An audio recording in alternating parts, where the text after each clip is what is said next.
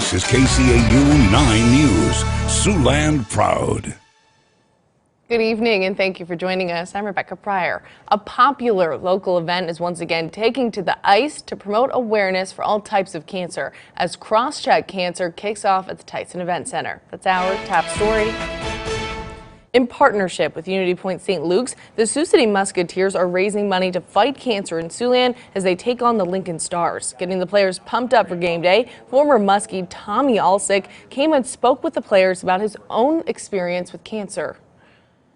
To tackle a terrible disease that has negatively impacted a lot of people, but you know, when bad things happen, you have to make the most of it. You have to try to stay as positive as you can. And playing a lot.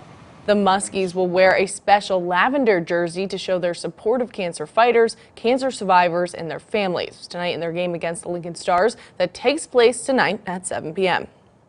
Siouxland taking steps to prepare early for the 2020 census count. During a regional kickoff conference this morning, 5 local leaders, including South Sioux City Mayor Rod Koch, discussed the importance of the census on local funding and providing part-time jobs to many residents. One Sioux City School Board member says unaccounted for Iowans can affect regional education funding for the school district.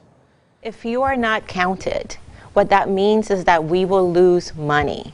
Money that we receive from federal aid through Title I, Title IV, and those are things that are important to us because federal funding for the school district means that that's equitable funding that we are not currently receiving from the state. Nelson also says about 70% of students in Sioux City qualify for Title I assistance. Some of those funds go towards things like providing school lunches to kids in need and one-on-one tutoring sessions. Another development in the impeachment inquiry against President Donald Trump. A federal judge rejecting claims that the impeachment inquiry isn't legal. A clear victory for the Democrats. Federal District Judge Beryl Howell ordered the Justice Department to hand over secret grand jury testimony from the Mueller investigation to Congress. But as Democrats continue to gather testimony for their impeachment investigation, House Speaker Nancy Pelosi tells Iowans directly that the circumstances aren't ideal. I don't know anybody, and I know that I can speak for each and every Democrat in this regard. Nobody comes to Congress to impeach a president. Meanwhile, at a Democratic forum held in South Carolina today, presidential candidate John Delaney touted his focus on the Hawkeye state. I've got a real focus on Iowa, and I've got a particular focus on rural Iowa. And the strategy of my campaign at this point is to surprise in Iowa. Delaney went on to say surprise doesn't necessarily mean he'll win the state, but that he plans to do better than some are expecting. We now go to Northern California, where 50,000 people are ordered to evacuate as a potentially historic wind event could fan the already massive wildfire. The Kincaid fire has already torn through 25,000 acres and turned dozens of homes and other buildings into rubble. And now, with those powerful winds paired with extremely low humidity, many fear the disaster will only get worse. We are evacuating because this fire is very dangerous. We're going to see some erratic fire behavior. Any ignition that does happen will travel extremely fast. Firefighters are doubling down before the high winds strike in the coming days, working tirelessly to get ahead of the blaze. We're now joined by meteorologist Caitlin Lohr. Horrible what's happening in California again, especially this time of year. Absolutely, and you know, that low humidity mixed with that wind is just I don't want to say perfect, but the perfect ingredients to spread that wildfire. So I hope that everyone out there is staying safe, and I know they're working hard to put those fires out. Yes. But you know, luckily here in Siouxland, we don't have any fire threats coming our way, just some beautiful fall colors to look forward to as we take a look outside of our Ho-Chunk Center camera, looking down the Missouri River there with the train tracks, just all around some greens, oranges, and yellows out there. Just a really nice fall day.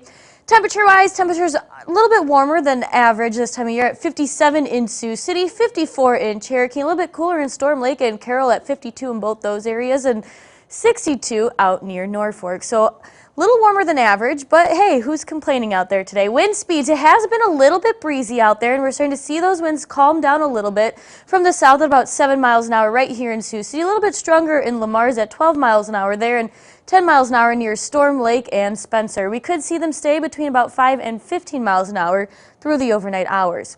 Now here's a look at satellite radar imagery. You can see some clouds way up to our far northwest and to our east near Fort Dodge, but here in Siouxland, Not a cloud in sight, just sunny skies adding to that beautiful fall day.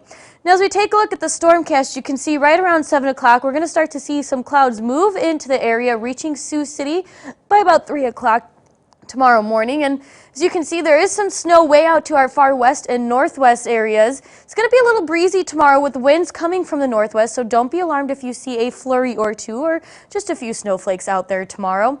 And it's going to be chilly tomorrow with the highs in the upper 30s, not even quite reaching 40 tomorrow, so get that jacket out because you're going to need it.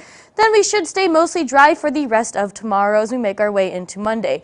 40 for the low by tomorrow morning and increasing clouds tonight with it, staying a little breezy out there. Tomorrow, as I mentioned, it's going to be chilly and breezy, high of 38 with those northwesterly winds between 10 and 15 miles an hour.